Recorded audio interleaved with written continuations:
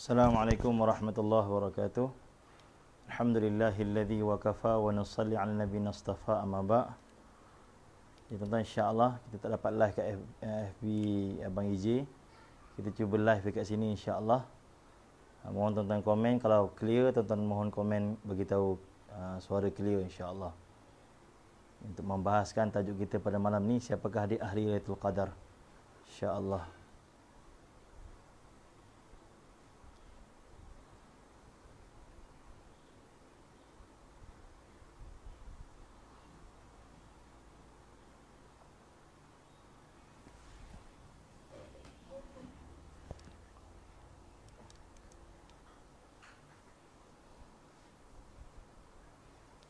Baik tuan-tuan, kalau clear mohon tuan-tuan komen bagi tahu clear insya-Allah.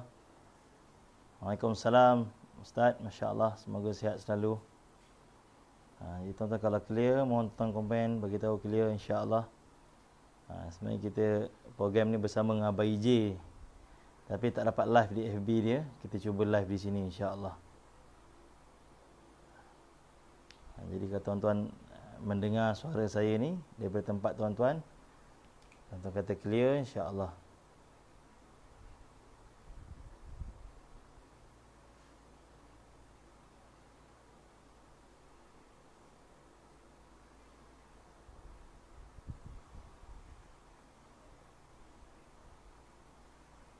Okey, sudah clear.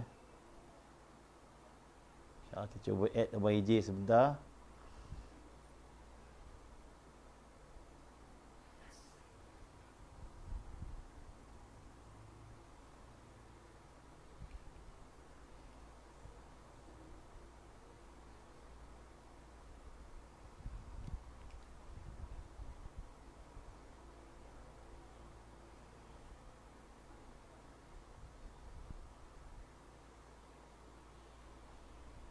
Oh, kita dah cuba add tapi tak lepas lah.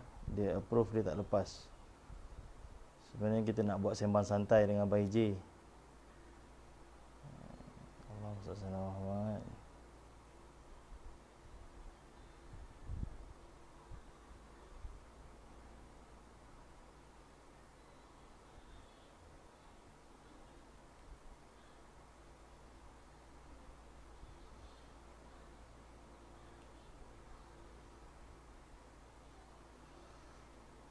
Okey, tak lepas lah tuan-tuan.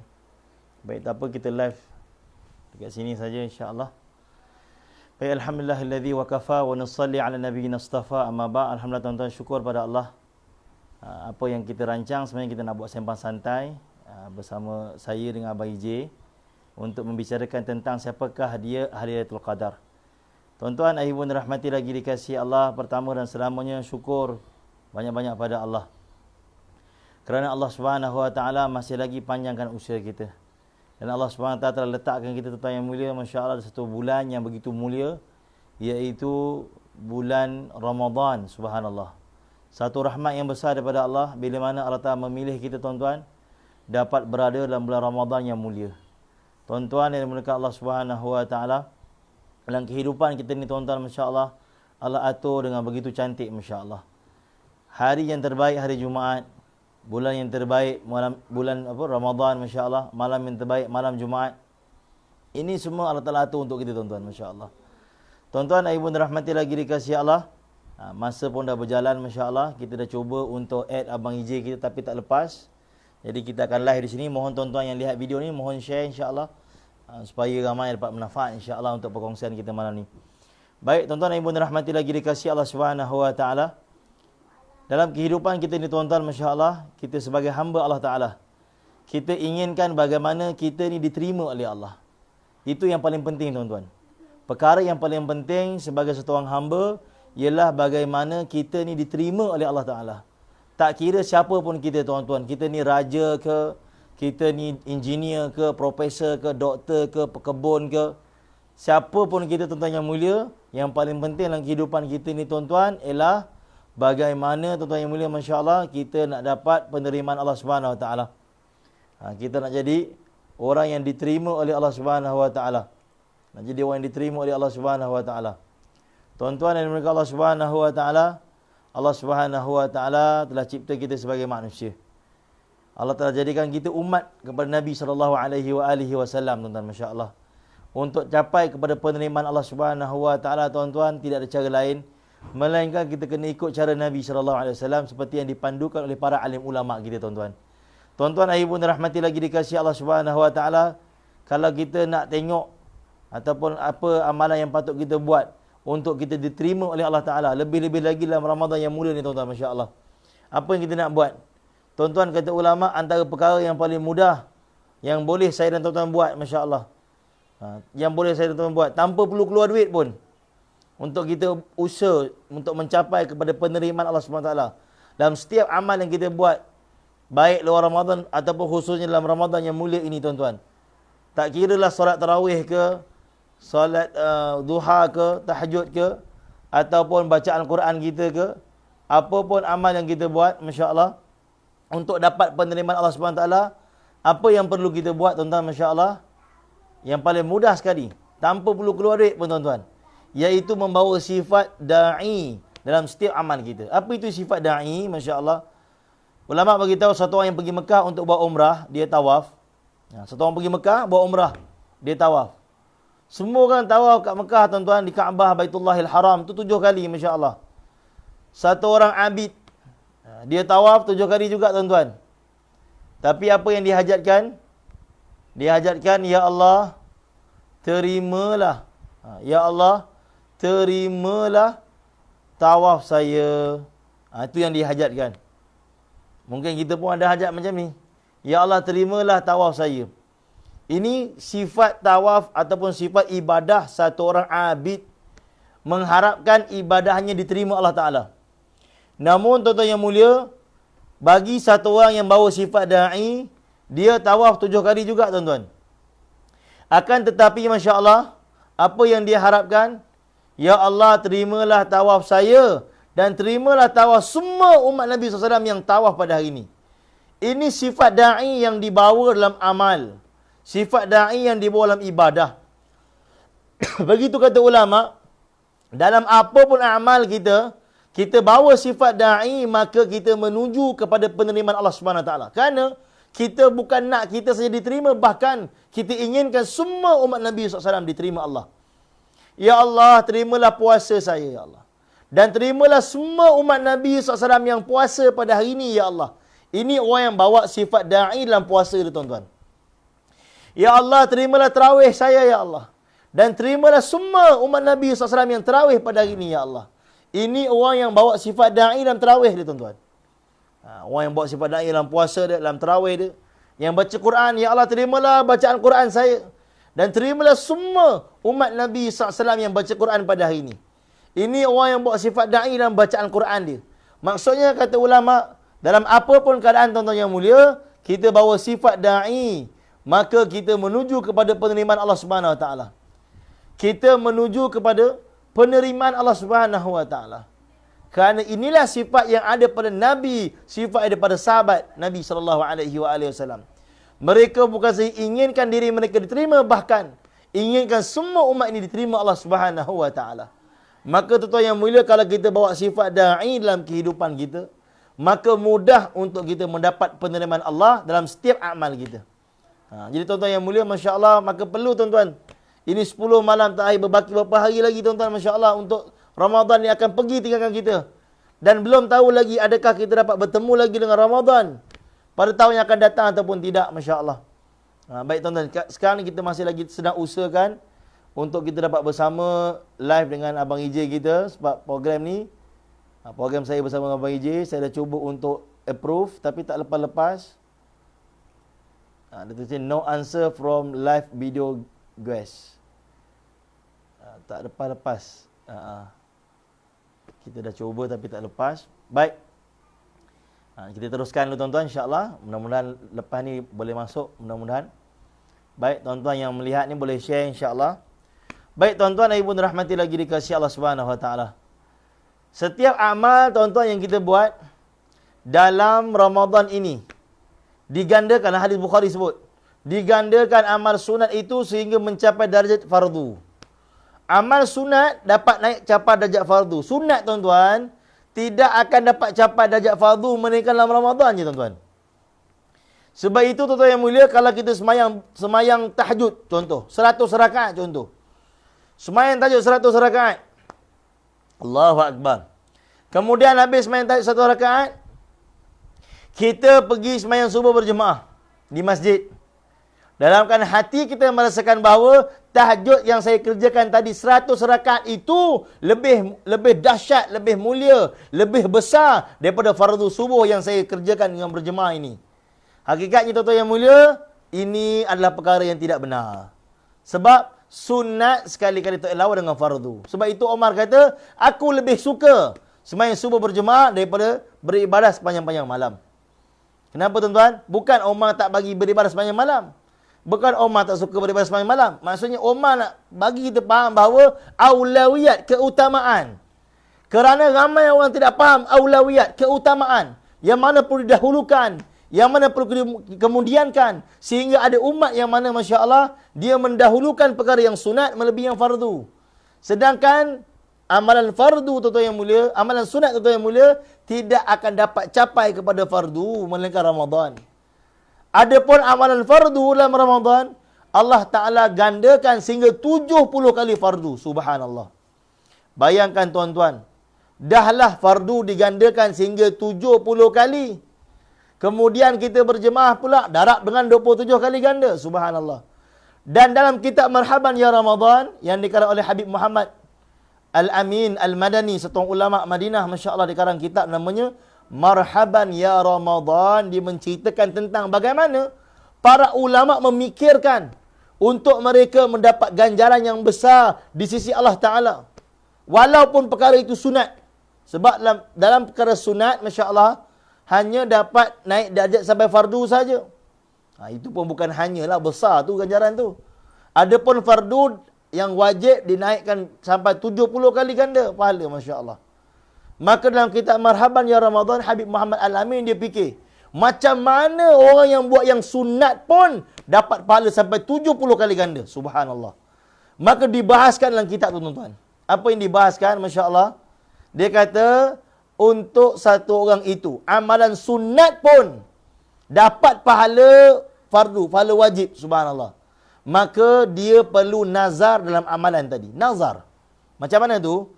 Tuan-tuan jangan buat nazar yang susah-susah. Nazar yang boleh kita buat. Ulama-ulama tak apalah. Mereka orang-orang ahlullah yang dekat dengan Allah. Mereka boleh nazar benda yang besar-besar. Kita nazar benda yang kita boleh buat lah. Contoh. Saya bernazar. Kalau saya dipanjangkan usia lagi, lepas tarawih ni, ataupun lepas kuliah ni, saya nak sedekah RM1 contoh. Benda kita boleh buat RM1 ataupun nak transfer kepada kawan-kawan yang susah RM10. Lain kau. Ni contoh nazar yang mudah lah. Benda yang mudah. Baik. Maka tuan-tuan yang mulia, asalnya sedekah tadi adalah sunat.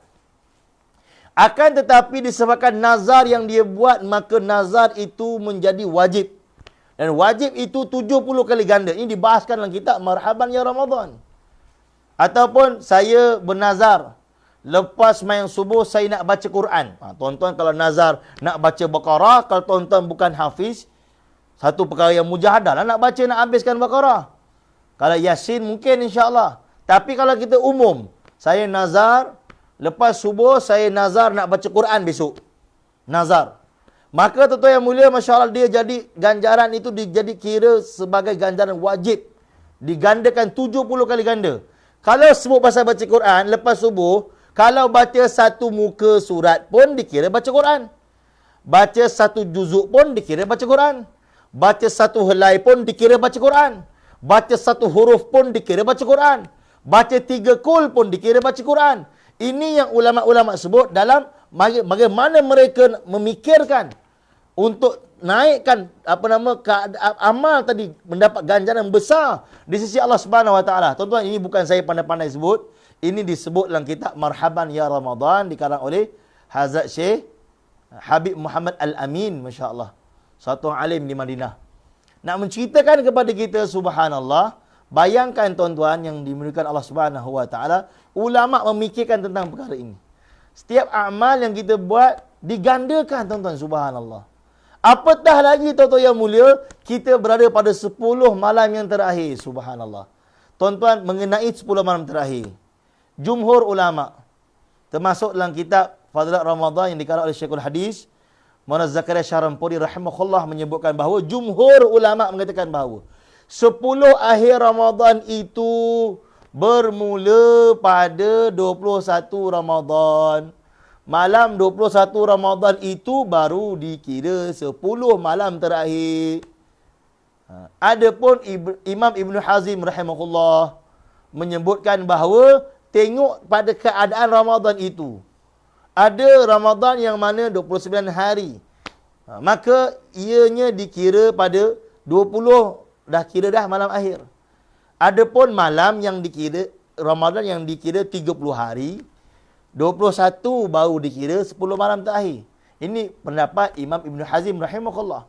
Maka di situ Maulana Zakaria rahimahullah Syekhul Hadis menyebutkan bahawa nak mudahkan kita ni tuan-tuan, kita ni umat yang lemah, untuk kita tak terlepas daripada mendapat manfaat yang besar di malam yang begitu mulia, Lailatul Qadar, maka kita mulakanlah perkiraan 10 malam akhir itu pada malam yang 20, walaupun hakikatnya jumhur mengatakan malam 10 akhir itu bermula pada malam 21. Bahkan ulama-ulama syarah dalam kitab-kitab mereka mengenai 10 malam terakhir, jumhur tuan-tuan mengatakan 21 baru kira 10 malam terakhir. Jangan pula tuan-tuan kata, malam ni baru malam 20 Ustaz, ada chance lah. Malam ni nak relax-relax dulu. Tapi kata Syekhul Hadis Maulana Zakaria rahimahullah, dia kata bahawa kita ni umat yang lemah. Kita ambil lah pendapat yang merangkumi kedua-duanya, ambil lah malam 20 kita mula untuk buat amal.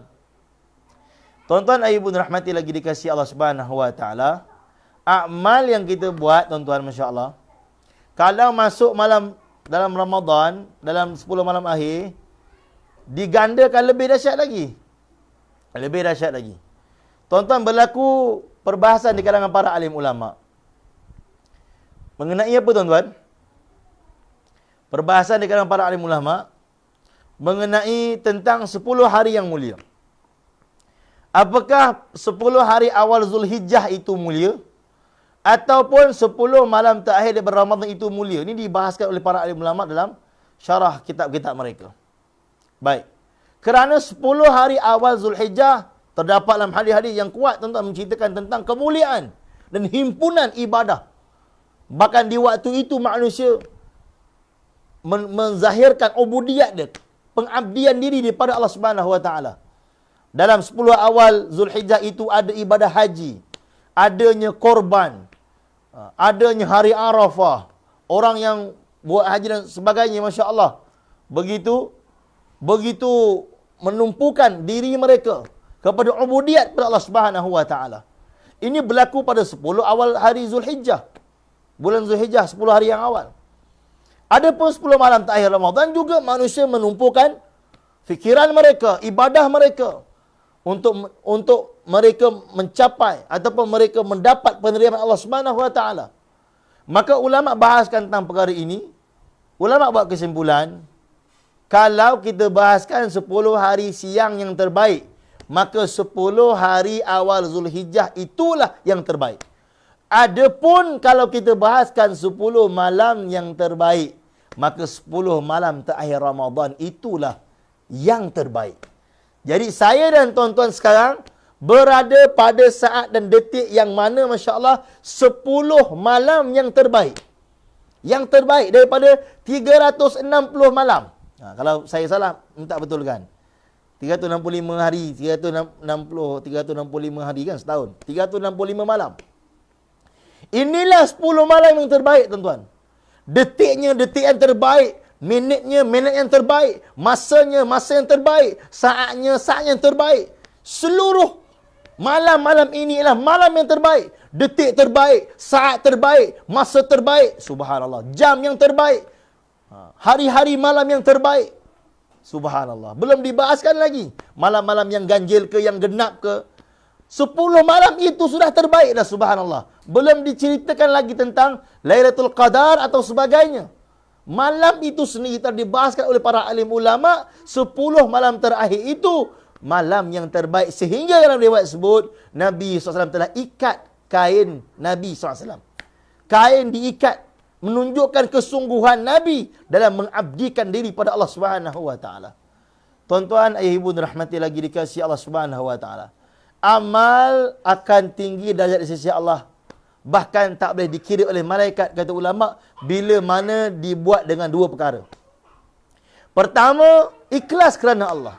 Amal, tuan yang mulia, malaikat boleh kira. Akan tetapi, ikhlas di sisi Allah, Allah je yang tahu.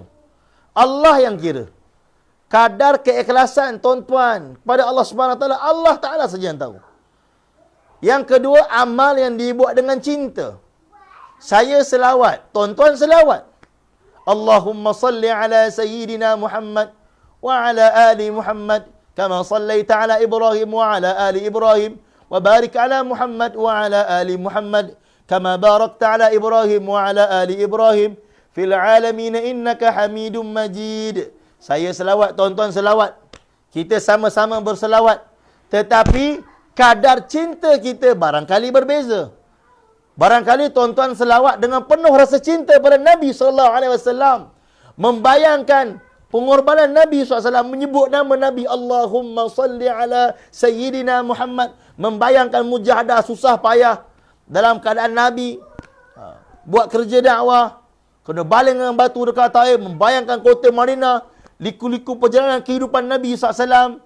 Tuan-tuan selawat dengan cinta, maka tuan-tuan punya sampai pada Allah Ta'ala tu, kan, ganjaran dia besar insya-Allah. Yang ni Allah kira tuan-tuan. Ikhlas dan cinta. Dua amal ini, yang dibuat dengan dua perkara ini, ikhlas dan cinta ini, Allah Ta'ala kira. Yang ni malaikat tak boleh kira tuan-tuan. Ni ulama sebut, ini malaikat tak kira, Allah Ta'ala kira. Apatah lagi puasa tuan-tuan, subhanallah. Yang sendiri Allah Ta'ala sebut, bahawa puasa ni, Allah Ta'ala sendiri untuk Allah. Allah Ta'ala sendiri yang bagi ganjaran. Tuan-tuan, ayah ibu rahmati lagi dikasihi Allah Subhanahu wa taala, maka malam ni tuan-tuan kita nak bahas tentang Lailatul Qadar. Dan nak bahas tentang siapakah dia yang menjadi ahli Lailatul Qadar. Tuan-tuan, ayah ibu rahmati lagi dikasihi Allah Subhanahu wa taala. Ulama mengatakan bahawa kenapa terjadi Lailatul Qadar ini? Kerana kata ulama, ada di kalangan sahabat Nabi SAW yang mendapat berita, karkuzari, laporan daripada kerja dakwah orang terdahulu. Ada Bani Israel, dia keluar jalan Allah, dia pergi jihad jalan Allah 1000 bulan. Sahabat Nabi SAW dengar, sahabat cemburu, subhanallah. Ini keadaan sahabat tuan-tuan. Dengar orang buat amal cemburu. Cemburu bukan dengki. Ini perbezaan tuan-tuan. Hari ini kita tengok orang buat amal, kita dengki, kita hasad. Kita dengki, kita hasad. Akan tetapi sahabat tidak. Sahabat ribtah. Ini beza. Hasad ni kita nak supaya orang tu jangan buat lah dah. Kan? Sepatutnya saya yang buat macam tu. Tapi saya malas nak buat. Awak tak payah buat lah. Ini keadaan yang berlaku. Tetapi sahabat Nabi SAW, mereka tak ada hasad. Mereka ada ribtah. Ribtah ni apa? Ya Allah, kalau saya boleh buat macam dia, saya teringin nak buat. Alangkah baiknya saya dapat buat macam dia. Ini ribtah. Teringin macam mana kita pun dapat buat amal tersebut. Yang ni ada pada sahabat Nabi SAW. Mereka dengar ada orang pergi jihad 1000 bulan, mereka teringin tuan-tuan. Maka asbab daripada itu Allah Ta'ala datangkan dan berikan Lailatul Qadar pada umat ini. Lailatul Qadar ni Nabi SAW beritahu hanya diberikan kepada umat ini sahaja. Umat ini sahaja yang diberikan Lailatul Qadar. Nak banding umur kita, umur umat dulu, tak boleh banding. Kaum Nabi Nuh AS ialah manusia yang dalam sejarah dunia Allah bagi umur yang terpanjang. Di antara 1000 ke 1500 tahun umur kaum Nabi Nuh AS. Umur Nabi Nuh sendiri tuan-tuan adalah 1300 tahun. Itu umur Nabi Nuh sendiri tuan-tuan. Umur Nabi Nuh 1300 tahun. Umur pertengahan, umur umat di zaman Bani Israel, Masya Allah. Ada umur mereka di antara 300 ke 500 tahun. Nak banding umur kita tuan-tuan tak terlawan. Tak terlawan umur. Sebab itu Allah Ta'ala datangkan Lailatul Qadar pada kita, Masya Allah. Yang mana khairum min alfi syahr, lebih baik daripada 1000 bulan. Yang bersamaan dengan 83 tahun 4 bulan, subhanallah. Tuan-tuan ayah ibu rahmati lagi dikasihi Allah Subhanahu wa taala, ada juga riwayat sebut bahawa sahabat Nabi dengar ada nabi-nabi di zaman Bani Israel. Nabi Hizkil, Nabi Yusha yang beribadah selama 80 tahun, subhanallah. Maka keinginan, jazbah, semangat para sahabat untuk dapat seperti mereka, para nabi terdahulu, maka Allah terdatangkan malam Al-Qadar. Tuan-tuan yang mulia, Masya Allah. Ini kemuliaan yang Allah beri kepada umat Nabi Muhammad SAW. Baik. Tuan-tuan dan ibu rahmati lagi dikasihi Allah Subhanahu wa taala. Dalam keadaan kita, tuan-tuan yang mulia, menuju kepada 10 malam terakhir, yang mana 10 malam terakhir ni, tuan-tuan, setelah tamat Ramadan bakal meninggalkan kita, maka kita fokus dalam kita beribadah, Masya Allah.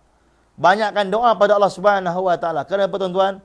Di muka surat Allah Ta'ala cerita pasal kewajipan puasa, kutiba alaikumusiyam. Di muka yang sama Allah perintahkan kita untuk, Allah Ta'ala cerita tentang bab doa. Wa idza sa'alaka ibadi anni fa inni qarib. Dan apabila hamba-Ku bertanya tentang diriku, bagitalah aku ni dekat. Ujibu da'watad da'i idza da'an. Aku dengar apa yang hamba-Ku minta kepadaku. Ujibu da'watad da'i idza da'an falyastajibu li wal yu'minu bi la'allahum yarshudun. Minta, Allah Ta'ala suruh minta, tuan-tuan. Tuan-tuan, antara kemuliaan yang Allah beri pada umat ini dalam Ramadan untuk orang yang berpuasa, Nabi sebut lebih confirm, ikan-ikan di lautan mendoakan maghfirah, keampunan untuk orang yang berpuasa sehingga dia berbuka. Tuan-tuan, kita patut malu dengan ikan. Ikan doa untuk kita, kita tak nak doa untuk dia sendiri. Ikan doa untuk kita, tuan-tuan, subhanallah. Kita tak nak doa untuk diri kita sendiri. Tuan-tuan dan ibu rahmati lagi dikasihi Allah. Bayangkan, tuan-tuan. Ikan doa untuk kita, doa keampunan untuk kita, doa maghfirah untuk kita. Kenapa kita tak nak doa untuk keampunan diri kita sendiri? Bayangkan, tuan-tuan, kalau kita tak minta, kita malulah dengan ikan. Ikan doa untuk kita. Dahlah kita makan ikan. Ikan doa untuk kita. Ikan doa untuk kita. Ya Allah. Tuan-tuan dan ibu rahmati lagi dikasihi Allah. Baik. Maka kita banyakkan doa. Sebab itu dalam Sahih Ibnu Khuzaimah, dianjurkan kita kena banyak minta asyhadu an la ilaha illallah, astaghfirullah, nas'alukal jannah wa na'udzubika minan nar. Ini kena banyakkan, tuan, sepanjang Ramadan. Lagi-lagi 10 hari yang akhir ni. Asyhadu an la ilaha illallah, astaghfirullah, nas'alukal jannah wa na'udzubika minan nar. Bersaksi tentang tiada Tuhan yang layak disembah melainkan Allah. Astaghfirullah, minta ampun pada Allah. Nas'alukal jannah, minta Allah Ta'ala redha kita untuk dapat masuk surga Allah. Wa na'udzubika minan nar, dan selamat daripada api neraka Allah Subhanahu wa taala. Ini permintaan yang sangat besar, tuan. Dalam Sahih Ibnu Khuzaimah dinukilkan tentang perkara ini, masya-Allah. Dan Sayyidatina Aisyah radhiyallahu anha dalam hadis Tirmizi diceritakan, ditanya kepada Nabi SAW, kalau bertemu dengan Lailatul Qadar, apa yang patut diminta? Allahumma innaka afun karim tuhibbul afwa fa'fu anni. Allahumma innaka afun tuhibbul afwa fa'fu anni. Ada yang menambah Allahumma innaka afun karim tuhibbul afwa fa'fu anni. Pun boleh juga. Allahumma innaka afun tuhibbul afwa fa'fu anni. Minta keampunan daripada Allah Ta'ala. Maksudnya, tuan-tuan, masya-Allah, selain daripada minta hajat dunia kita, tuan-tuan, yang paling besar, yang paling utama, minta ampun daripada Allah Ta'ala. Minta ampun daripada Allah Ta'ala. Allah tidak akan mengazab satu-satu kaum selagi mana diminta ampun pada Allah. Bahkan Allah Ta'ala sebut, Allah Ta'ala paling suka orang yang minta ampun pada Allah di waktu sahur, iaitu waktu akhir malam. Wal mustaghfirina bil ashar. Orang yang minta ampun ketika waktu sahur, subhanallah. Allahumma innaka afun karim tuhibbul afwa fa'fu anni. Kita minta ampun pada Allah. Bahkan Muhammad Zakaria menukilkan dalam kitabnya Fadhil Ramadan, dalam bab doa berbuka puasa. Tuan-tuan tengok. Bab doa berbuka puasa. Dianjurkan untuk membaca ya wasi'al fadli ighfirli. Ya wasi'al fadli ighfirli. Ya wasi'al fadli ighfirli. Ya wasi'al fadli ighfirli. Wahai Tuhan yang maha luas rahmatnya, ighfirli, ampunilah aku. Minta ampun pada Allah. Kenapa, tuan-tuan? Kerana kadang-kala dosa-dosa kita inilah yang menyekat untuk kita sampai dekat dengan Allah. Dosa-dosa inilah yang menjadi asbab kita malas untuk beribadah. Dosa-dosa inilah yang menyekat doa kita daripada makbul. Dosa-dosa inilah yang menyekat daripada rezeki kita sampai pada kita. Maka kita banyak minta ampun pada Allah Subhanahu Wa Taala. Minta ampun, tuan-tuan, atas kesilapan kita. Dan dalam Ramadan yang mulia, tuan, dalam beberapa hari ini, banyakkan sedekah, subhanallah. Banyakkan sedekah, tuan-tuan, masya-Allah. Sedekah yang kita berikan, masya-Allah. Allahu Akbar, besar ganjaran di sisi Allah Subhanahu Wa Taala. Besar ganjaran tuan-tuan, Masya Allah. Bahkan tuan-tuan yang mulia, kita ambillah peluang untuk bagi orang makan, Masya Allah. Jiran tetangga bertukar juadah seperti amalan masyarakat Melayu kita. Satu amalan yang baik bertukar juadah, tuan-tuan, Masya Allah. Kita usahakanlah tuan-tuan, Masya Allah, untuk kita bertukar juadah. Beri jiran-jiran tangga, Masya Allah. Sahabat Nabi beritahu, Rasulullah, bukan semua di kalangan kami mampu untuk bagi orang makan. Maka telah dijawab, Masya Allah. Maka telah dijawab. Nabi bagi tahu, sebiji kurma pun dikira jamu orang buka puasa, tuan. Sesisip susu pun dikira jamu orang buka puasa. Seteguk air pun dikira jamu orang buka puasa. Nak bagi tahu besarnya fadilat jamu orang buka puasa ni, jangan tinggal sebab ianya mudah, Masya Allah. Ganjarannya besar, amalnya mudah. Ada tuan-tuan dengar orang bawa air, suruh minum seteguk je. Ni seteguk cukup lah. Tak. Kurang-kurang satu bekas air kita bawa kan, Masya Allah. Satu plastik air ke kurang-kurang, Masya Allah. Ambil berkat tuan-tuan, ambil manfaat. Tak mampu nak buat banyak, jangan tinggal semua. Tak mampu nak buat semua, jangan tinggal semua. La tatruk kulluhu wa la yadruk julluhu. Ni pepatah Arab kata. Tak mampu buat semua, jangan tinggalkan semua. Tuan-tuan ayah bunda rahmati lagi dikasihi Allah Subhanahu wa taala. Antara amal tuan-tuan yang mulia yang boleh kita usahakan dalam Ramadan yang mulia ni, tuan-tuan, Masya Allah, adalah tuan-tuan yang mulia, kita usahakan bagaimana, tuan-tuan, Masya Allah, kita usaha untuk bersangka baik dengan siapa saja, tuan-tuan yang mulia. Melihat kebaikan orang, tuan-tuan yang mulia.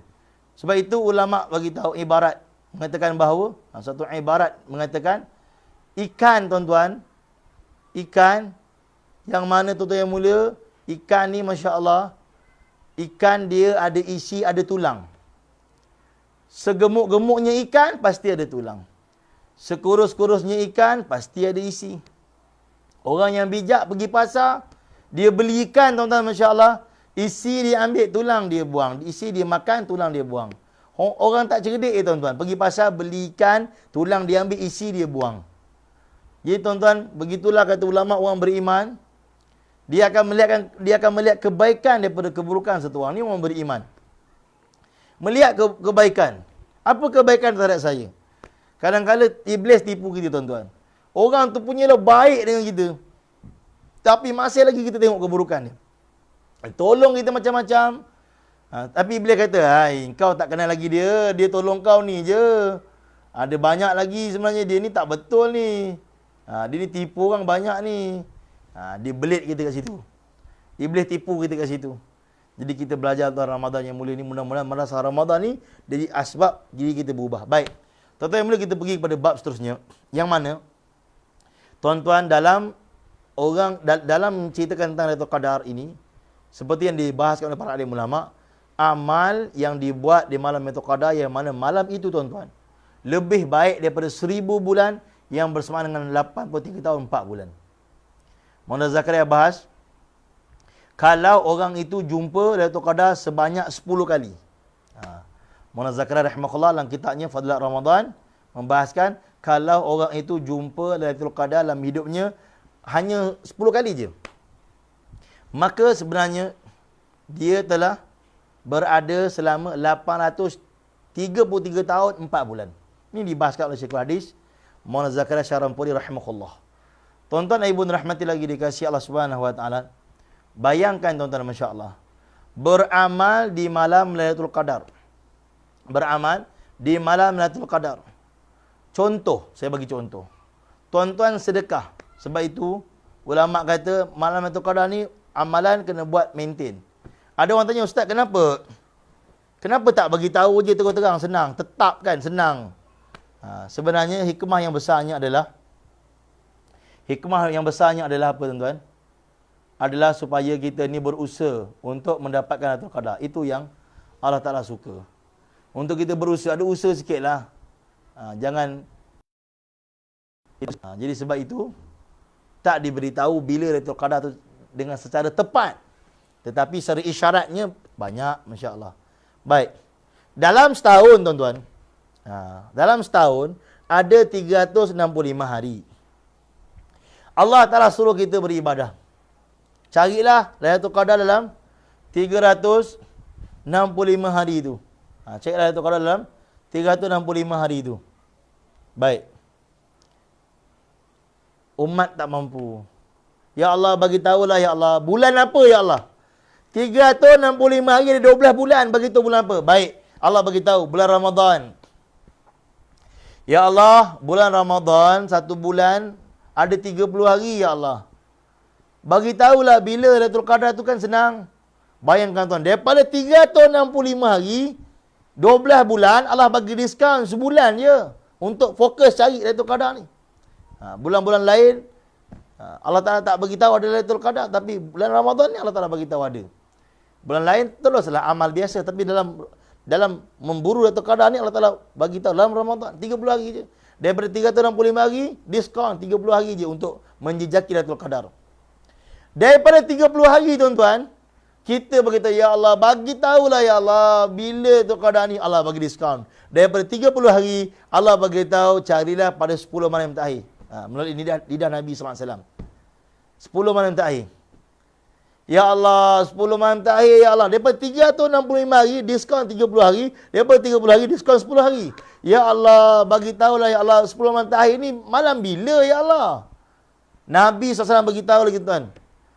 Malam-malam yang ganjil. Daripada 10 hari diskaun 5 hari. Jadi 5 hari tuan-tuan tinggal. Malam-malam yang ganjil. 21, 23, 25, 27, 29. 5 malam tinggal.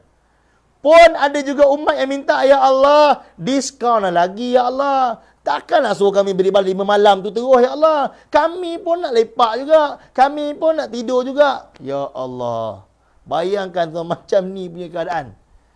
Macam ni. Itu pun ada umat yang bertanya, ya Allah, kenapa tak beritahu terang-terang? Bila itu keadaan ni kan senang? Sebab itu tuan-tuan yang mulia, Masya Allah. Kita tuan-tuan yang mulia kena sedarkan diri kita sebenarnya. Saya ni hamba kepada Allah. Saya ni hamba. Kena tengok terjemahan hamba tu apa. Hamba ni tuan-tuan yang mulia, Masya Allah. Apa sahaja yang mengembirakan Allah. Apa sahaja yang mengembirakan Allah.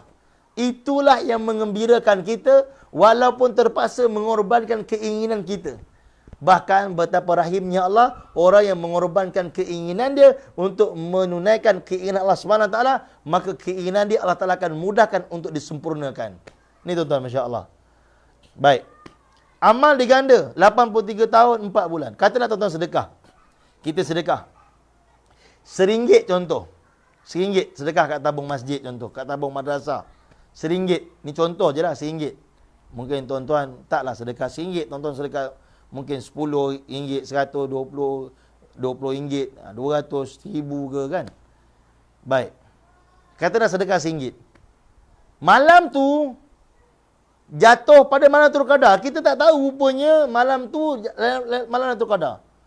Maka apa berlaku tuan-tuan? Kita rasa kita sedekah RM1 je. Dah diganda 70 kali. Dah apa? Kalau nazar diganda 70 kali lah. Kalau ikut kitab harapan yang Ramadan tadi kan. Tapi kalau tak, dikira pahala fardu lah, sebab sunat naikkan darjat kepada fardu. Tapi kita rasa kita sedekah RM1 je. Hakikatnya kita telah sedekah RM1 selama 83 tahun 4 bulan. Ni tuan-tuan. Solat tahajud malam tu, contoh katalah kita buat 2 rakaat. Ni contoh tuan-tuan. Rasa macam semain 2 rakaat je. Hakikatnya telah semain 2 rakaat selama 83 tahun 4 bulan. Subhanallah. Bayangkan tuan-tuan. Maka sebab itu tuan-tuan yang mulia, ulama kata jangan tinggal walaupun 1 malam daripada malam terakhir ini daripada beramal. Maksudnya malam terakhir ini pulun terus. Solat sunatnya, sedekah tiap-tiap malam sedekah. Jamu orang buka puasa makan tiap-tiap hari, jamu orang buka puasa makan. Tak mampu jamu murtabak, tak mampu jamu nasi Arab, jamu kurma, jamu air, yang benda-benda yang kita mampu. Jadi jangan kita tinggalkan tuan-tuan. Amalan ni 10 malam terakhir ni tuan-tuan, Masya Allah. Bacaan Quran dan sebagainya, zikir, tilawah dan sebagainya, selawat pada Nabi SAW. Sebab dia dikira amalan itu dia buat selama 83 tahun 4 bulan ataupun bersama dengan 1000 bulan. Subhanallah. Bayangkan tuan-tuan. Untuk dapatkan ini tuan-tuan yang mulia, jangan hanya cari yang ganjil saja. Kita buat tiap-tiap malam. 10 malam terakhir tuan-tuan, 10 hari je. Daripada 365 hari Allah bagi diskaun, bagi tahu 10 malam terakhir Ramadan, insya-Allah kalau beribadah jumpa Lailatul Qadar. Ni tuan-tuan, masya-Allah. Tuan-tuan ibu dirahmati lagi dikasihi Allah Subhanahu wa taala. Lailatul Qadar ni tuan-tuan, masya-Allah. Allah Subhanahu wa taala kirimkan malaikat, tuan-tuan, Masya Allah. Allah Ta'ala kirimkan malaikat. Allah Ta'ala turunkan malaikat, Masya Allah. Mengenai tentang malam Lailatul Qadar ni, tuan-tuan, Masya Allah, berlaku perbezaan pandangan ulama. Imam Syafi'i rahimahullah mengatakan bahawa Lailatul Qadar ni jatuh pada malam 21. Ada pandangan menyebutkan, dalam hadis juga menyebutkan, seperti riwayat Ibnu Abbas mengatakan malam 23. Ada juga pandangan menyebutkan malam 25. Namun jumhur, majoriti pandangan ulama menyebutkan malam 27. Ada pandangan juga tersebut malam 29. Tapi majoriti malam 27. Sehingga ada pandangan kata, kalau tak mampu, 10 malam terakhir ni terlampau sibuk sangat. 10 malam terakhir ni sibuk sangat, tak boleh buat amal, memang terlampau sibuk. Ada urusan mungkin, menjaga perbatasan negara dan sebagainya, contoh, terlampau sibuk sangat, Masya Allah. Tapi malam 27, kalau boleh jagalah amal. Jagalah amal, Masya Allah. Tuan-tuan, la tatruk kulluhu wa la yadruk julluhu. Tak boleh buat semua, jangan tinggal semua. Tak boleh buat ibadah, jangan buat maksiat. Satu ahli sufi, satu orang wali Allah dipesan kepada anaknya, wahai anakku, kalaulah kamu tak boleh buat pahala di tempat yang ada pahala, jangan kamu buat dosa di tempat yang ada pahala. Kerana aku khawatir di tempat yang ada pahala, kamu buat dosa, dosa kamu akan diganda. Ini kata satu orang wali Allah kepada anaknya, pesan. Jadi tuan-tuan, tak mampu kita buat amal, jangan buat dosa pula. Tekan diri kita, ini hari 10 malam terakhir ni, usahakan tuan-tuan. Supaya ianya berterusan, lepas Ramadan pun kita akan kekal sifat kita sebegitu rupa, mudah-mudahan. Dan tuan-tuan, malam-malam Jumaat, kata Ahlullah, dalam Ramadan juga malam yang kabuliat di sisi Allah Ta'ala. Bahkan, Imam Syafi'i dalam Kashful Ghummah, dinukilkan perkataan Imam Syafi'i, 5 malam yang doa dikabulkan termasuk malam Jumaat, subhanallah. Tuan-tuan, ibu rahmati lagi dikasihi Allah Subhanahu wa Ta'ala. Kita nak ceritakan tentang apa, tuan-tuan? Tentang malam Lailatul Qadar ni, tuan-tuan, masya-Allah. Semua orang dalam Lailatul Qadar, yang melalui Lailatul Qadar ni, tuan-tuan, masya-Allah, akan mendapat keampunan Allah Subhanahu wa Ta'ala. Malam Lailatul Qadar, Allah akan turunkan malaikat. Allah akan turunkan malaikat, tuan-tuan. Dan malaikat, tuan-tuan, memenuhi alam ini, kata ulama. Memenuhi bumi ini, memenuhi alam ini. Malaikat diturunkan memenuhi alam ini, masya-Allah. Dan diketuai oleh Jibril alaihi salatu wassalam. Sebelum kita cerita tentang apa yang malaikat ni buat, kita nak cerita siapakah dia orang yang dapat Lailatul Qadar, orang yang dapat Lailatul Qadar, ataupun siapakah dia ahli Lailatul Qadar. Ulama sebut, tuan-tuan, masya-Allah, di malam Lailatul Qadar manusia terbagi kepada 4 golongan. Manusia terbagi kepada 4 golongan. Orang Islam lah ni. Terbagi pada 4 golongan. Tuan-tuan dengar betul-betul. Supaya kita selamat daripada golongan yang rugi. Manusia terbagi kepada 4 golongan. Yang pertama, yang mana mereka ni dapat lihat tanda-tanda Lailatul Qadar. Seperti mana yang kita biasa dengar. Langit cerah, dia ada nampak pokok sujud dan sebagainya. Ini tanda-tanda yang biasa kita dengar. Dan ini kata Syekh Hadis Muhammad Zakaria rahimahullah dalam kitabnya, hanya dilihat oleh orang yang dipilih oleh Allah. Dalam kurungannya, ahlullah, orang yang dekat dengan Allah. Kata almarhum Syekh Fazli Yamani rahimahullah, dia kata, kalau Allah Ta'ala nak bagi kita tengok, tanpa kita tunggu pun kita dapat tengok. Baik, yang pertama, orang yang mana Allah Ta'ala bagi dia basirah, penglihatan, dia dapat tengok tanda-tanda Lailatul Qadar, dapat tengok pokok sujud dan sebagainya inilah. Dan dia pun beribadah pada malam itu. Dia ni dikira sebagai ahli Lailatul Qadar. Dia dapat tengok dan dia beribadah pada malam itu. Yang kedua, ni orang yang beruntung, tuan-tuan. Sangat beruntung. Yang kedua, dia tak dapat tengok pun pokok sujud ke, apa benda ke, tak dapat tengok pun. Tapi dia beribadah pada malam tu. Dia beribadah je malam tu, Masya Allah. Dia buat amal malam tu, Masya Allah. Buat amal je malam tu. Ada yang tanya, boleh tak tidur malam tu, Ustaz? Tidur akan dikira ibadah. Dalam keadaan 2 keadaan. Pertama, iktikaf. Tapi sekarang kita musim PKP. Tak dapatlah nak iktikaf dekat masjid. Tak dapatlah nak iktikaf kat masjid kan. Tetapi ada kaedah kedua, nak dapat pahala ibadah dalam tidur. Macam mana? Tidur cara sunnah. Ni tuan-tuan, tidur cara sunnah Nabi SAW. Dengan uduk, dengan beruduk, Masya Allah. Sebelum tidur kita ibas tempat tidur kita, baca la hawla wala quwata illa billahil azim.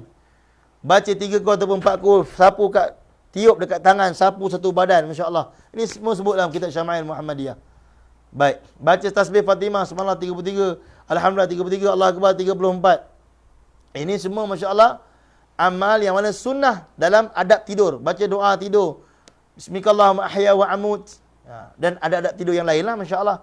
Tidur itu akan, tidur dengan cara itu dikira ibadah sebab cara Nabi sallallahu alaihi wa alihi wasallam. Baik. Ni dua cara tuan, tidur pun dikira ibadah. Sebab ada pandangan, saya baru tengok tadi ada yang menyebutkan bahawa malam tu siapa yang tidur tak dapat apa-apa. Kalau tidur dengan cara sunnah, dikira ibadah tuan-tuan. Tu kena tahu juga. Bukan tidur kosong tu. Tu tidur cara Nabi, tidur cara kekasih Allah, dikira ibadah. Tu kena tahu tuan-tuan. Baik. Seterusnya. Maksudnya apa tuan-tuan yang mulia?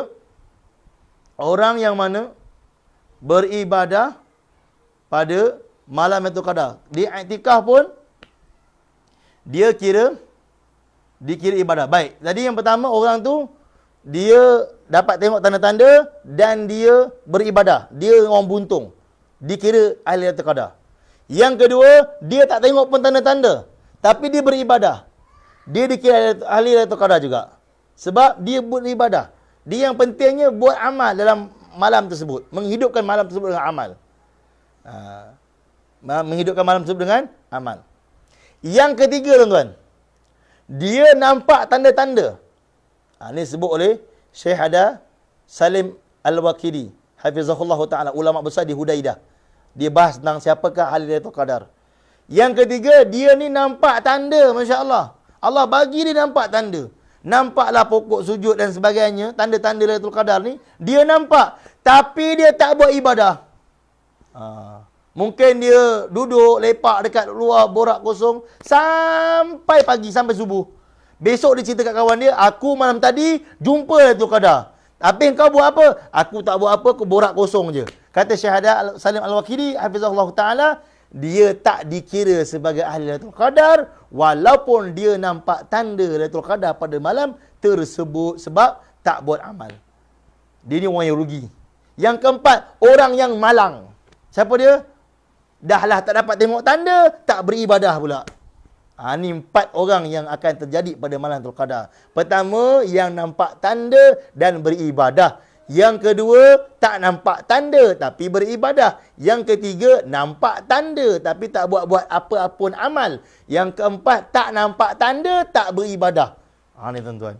Semoga Allah jadikan kita di kalangan ahli Lailatul Qadar. Baik. Ada juga ulama bahas, antara cara yang paling mudah untuk kita dapat pahala beribadah sepanjang-panjang malam. Tadi kita dah bahas kan, sama ada i'tikaf ataupun tidur cara sunnah. I'tikaf dapat pahala ibadah. Tidur cara sunnah juga dapat pahala ibadah. Tapi macam mana setengah ulama bahas, macam mana kita nak kira pahala beribadah sepanjang malam juga? Dengan 3 amal ni tuan-tuan. Sebab itu ulama pesan, usaha dalam Ramadan ni jaga 3 amal ni. Lagi-lagi 10 malam terakhir.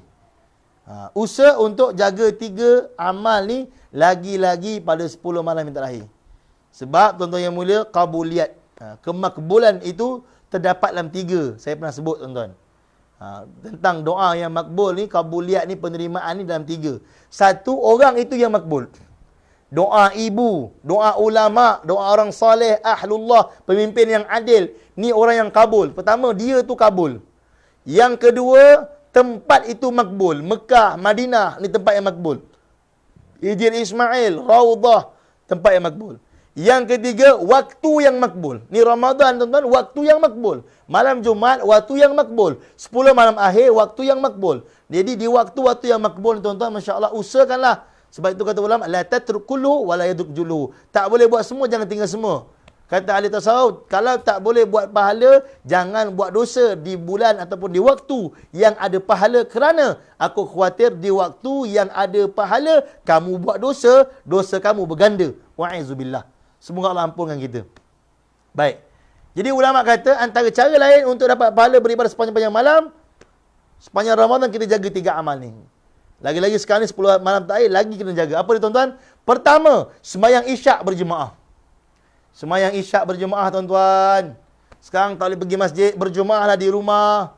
Sebelum sembahyang berjemaah, azan dulu. Azan tuan-tuan, Masya Allah. Azan di rumah kita. Nak azan kat masjid, tak dapat peluang. Di masjid, Bilal telah dilantik. Inilah peluang tuan-tuan nak jadi Bilal kat rumah, Masya Allah. Ini peluang. Tuan-tuan, azan. Baik, sembahyang berjemaah di rumah. Pertama, sembahyang isyak berjemaah. Dapat pahala Nabi sebut beribadah separuh malam. Pertama, sembahyang isyak berjemaah, dapat pahala beribadah separuh malam. Yang kedua adalah salat tarawih berjemaah bersama imam.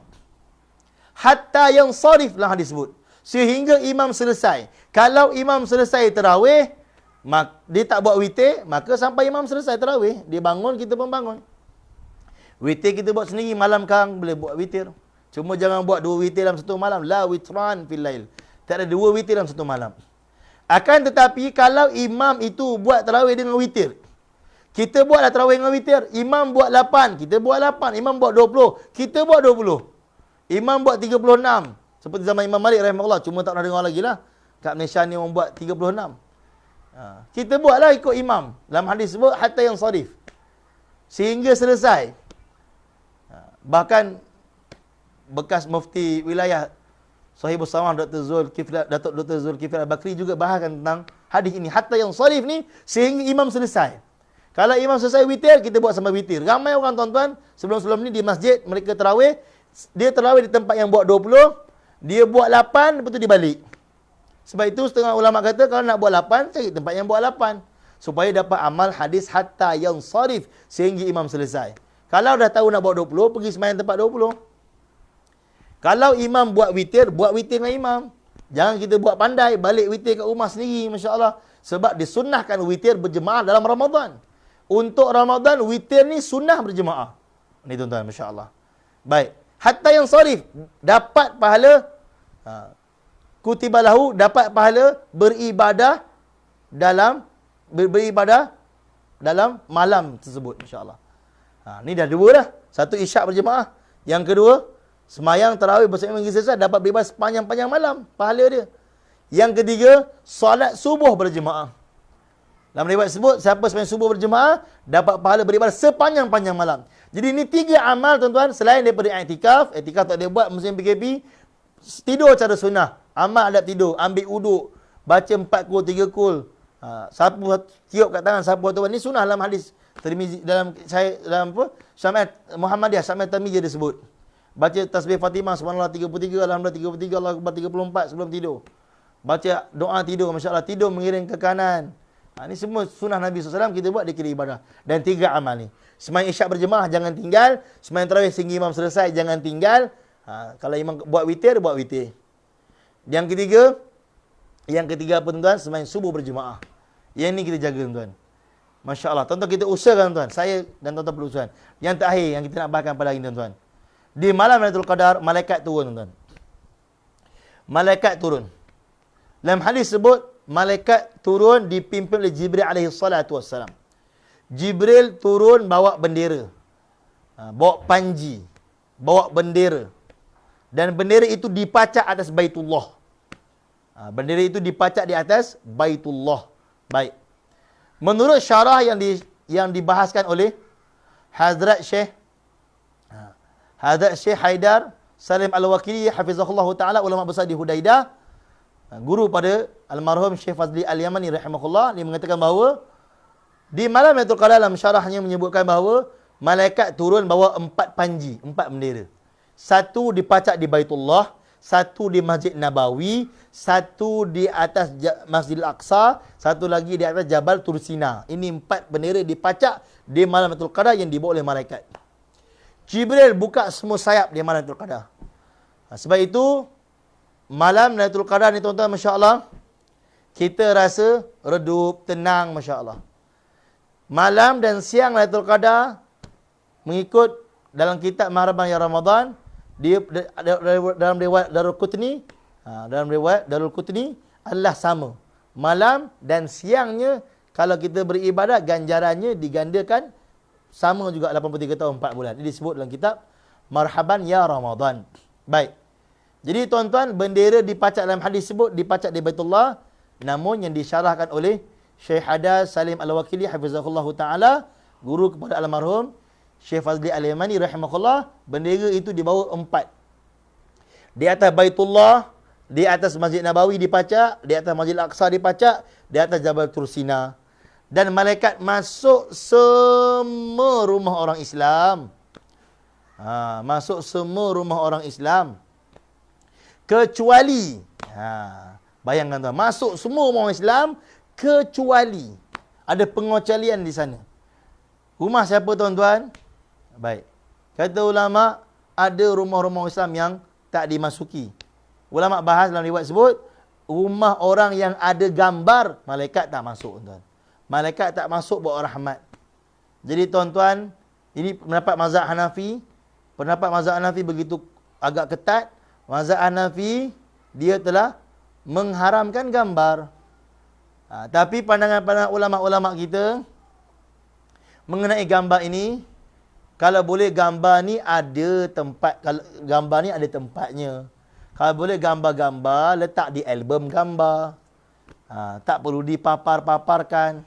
Walaupun ada pandangan menyebutkan bahawa tak ada masalah kalau nak paparkan. Tapi, kalau tuan-tuan pergi rumah tok-tok guru, ulama-ulama besar, gambar yang digantung, diletakkan di sudut. Bukan satu rumah letak gambar. Kita satu rumah kita letak gambar. Kat dapur ada, bilik ada. Dia satu sudut tu, saya pernah pergi rumah setengah-setengah masyayikh, satu sudut tu semua gambar. Gambar salah silah para alim ulama dan sebagainya. Ataupun gambar ulama-ulama terdahulu, gambar guru-guru dia, ataupun gambar keluarga dia, gambar dia ijazah dan sebagainya, satu sudut. Dekat situlah dia punya majalah ke ataupun buku-buku yang ada gambar, semua kat situ saja. Tak masuk ke kawasan sudut lain. Masya-Allah. Jadi tu kita usahakan, kita azam untuk amal. Gambar-gambar tu kita letak di album gambar. Ataupun satu sudut kita khaskan untuk gambar saja. Dan rumah yang ada anjing, kata ulama, juga malaikat tak masuk. Ini dibahaskan oleh para ulama mengenai rumah mana yang malaikat tak masuk dalam Lailatul Qadar. Malaikat akan mendampingi orang yang beribadah, berjabat tangan, dan malaikat akan beri salam kepada muslimin dan muslimat. Dan salam itu, kata ulama, dalam syarah yang dibahaskan oleh Syekh Hadas Al-Wakili rahimahullah, dia mengatakan hafizahullah, dia mengatakan bahawa salam itu ialah daripada Allah Taala. Malaikat ini menyampaikan salam daripada Allah Taala kepada mereka yang beribadah pada malam Lailatul Qadar sehingga ke subuh. Salam sejahtera, alaikas salam, salam sejahtera ke atas kamu, dan malaikat ini mendoakan, mengaminkan doa-doanya sehingga ke subuh. Sampai subuh tuan, subhanallah. Mengaminkan doa sampai subuh. Doa-doa orang yang beriman berdoa malam Lailatul Qadar sampai subuh, bayangkan tuan. Baik.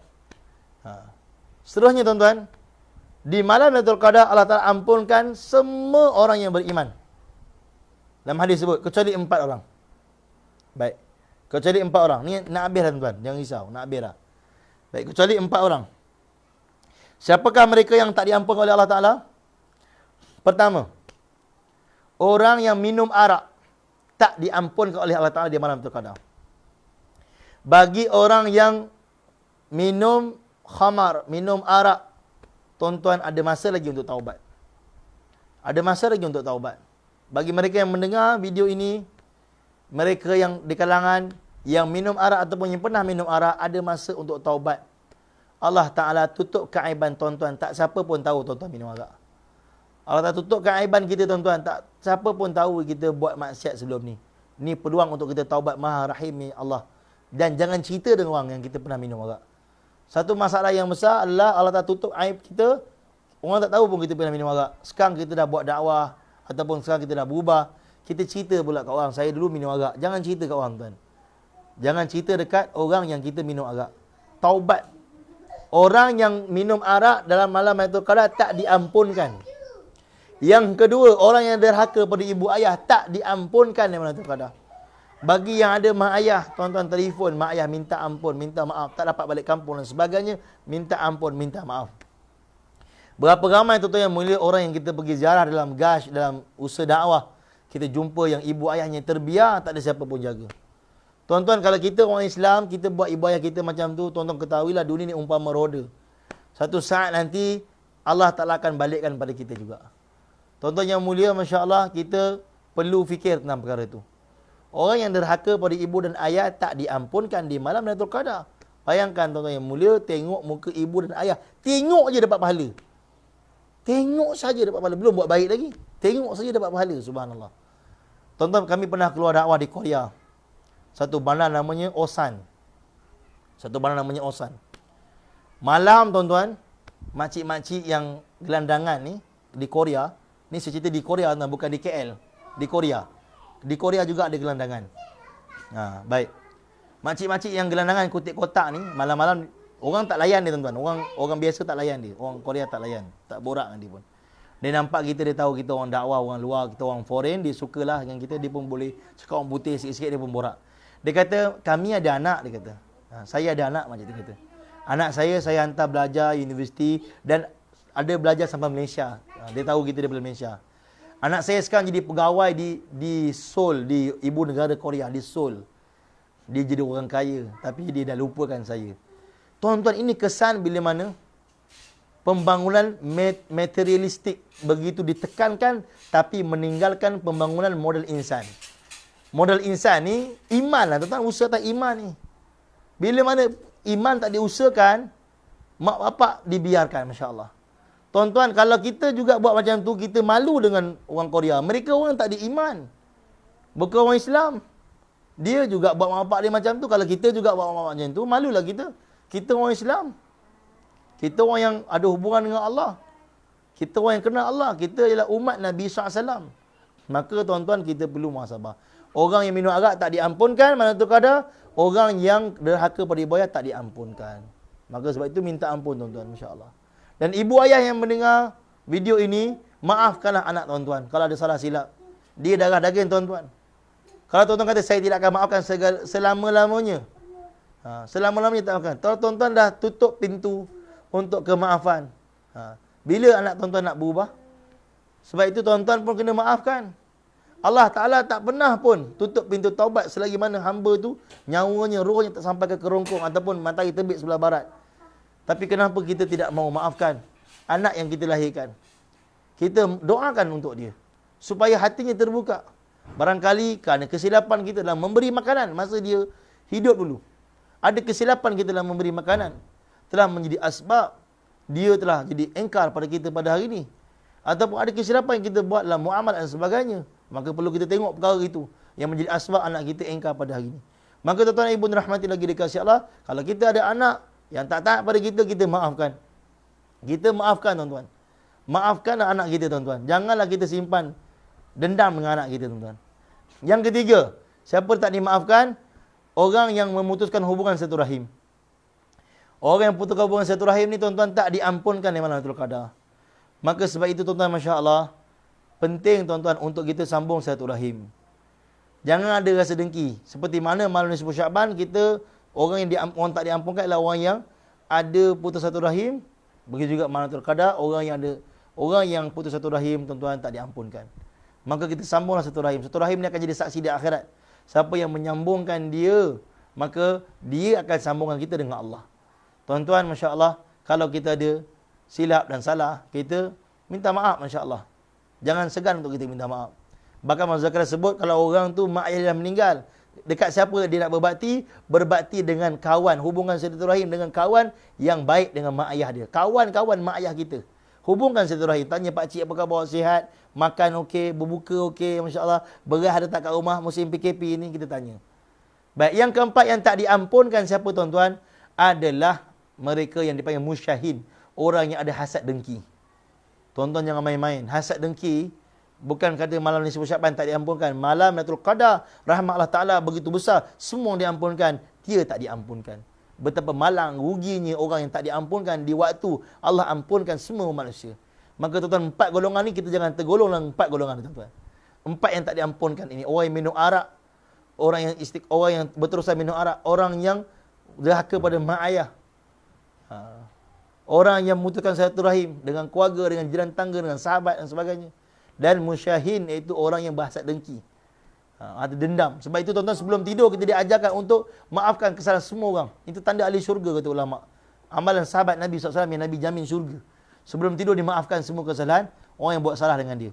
Baik tuan, kemudiannya tuan-tuan, Syekh Haidar Al-Wakili hafizahullah ta'ala, guru pada Syekh Fazli Al-Yamani rahimahullah, menyebutkan dalam syarahnya ada juga beberapa golongan yang lain yang tak diampunkan. Dia menyebutkan bahawa golongan tersebut, yang pertama siapa tuan-tuan, seperti kita sebutkan tadi, iaitu orang yang derhaka.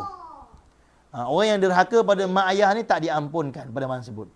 Seterusnya orang yang musyrik, yang ada syirik pada Allah. Seperti mana malam nisfu Syaban, orang yang ada syirik pada Allah tak diampunkan. Syirik khafi, syirik jali dalam hati kita tuan-tuan, jangan buat satu amal nak tunjuk pada orang. Dan jangan kita ada rasa yakin selain daripada Allah. Merasakan benda lain daripada Allah berkuasa. Benda lain daripada Allah beri manfaat, beri mudarat. Sebab itu pentingnya usaha dakwah untuk buang syirik dalam hati kita. Untuk sahih yakin betul pada Allah Subhanahu Wa Taala. Tuan-tuan, ibu rahmati lagi dikasihilah. Seterusnya yang ketiga, siapakah dia yang tak diampunkan? Orang yang putuskan talian persaudaraan. Ini putus silaturahim. Tak diampunkan malam Lailatul Qadar. Seterusnya orang yang berterusan minum arak, seperti yang disebutkan tadi, juga tak diampunkan. Seterusnya orang yang makan daging khinzir, tak diampunkan malam Lailatul Qadar. Ini tuan-tuan, masya-Allah. Makan daging khinzir, tak diampunkan malam Lailatul Qadar. Nampak macam kelakar, ada ke ustaz orang Islam makan khinzir? Sebabnya ada itulah yang ulama bahas tu tuan-tuan. Sebab ada tu yang ulama bahas tu. Allahu Akbar.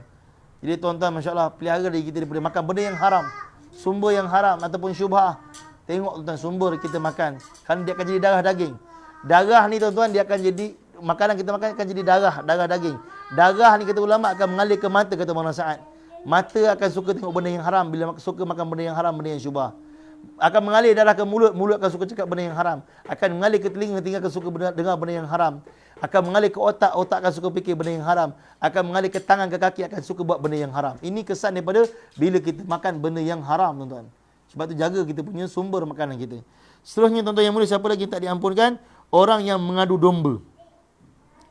Orang yang mengadu domba juga tidak diampunkan di malam Lailatul Qadar. Mengapi-ngapikan orang. Dengan orang ni cerita macam ni, dengan orang tu cerita macam tu. Nak melagakan bagi orang berkelahi, bagi orang bergaduh. Ni tuan-tuan, masya-Allah. Orang ni pun tak diampunkan di malam Lailatul Qadar. Dan tuan-tuan yang mulia, orang yang ada hasad dengki juga tak diampunkan. Mereka ni kata Syekh Haidar, apa pun tak dapat. Apa pun tak dapat. Sebab itu tuan-tuan, sebelum memasuki ini, kita taubat, tuan-tuan. Pintunya untuk selesaikan semua ni adalah taubat pada Allah Ta'ala. Dan kalau benda tu berhubung dengan manusia, dengan hamba, kita minta maaf, minta halal atas kesilapan kita. Tuan-tuan ibu rahmati lagi dikasihi, itu saja pembahasan kita untuk malam ni.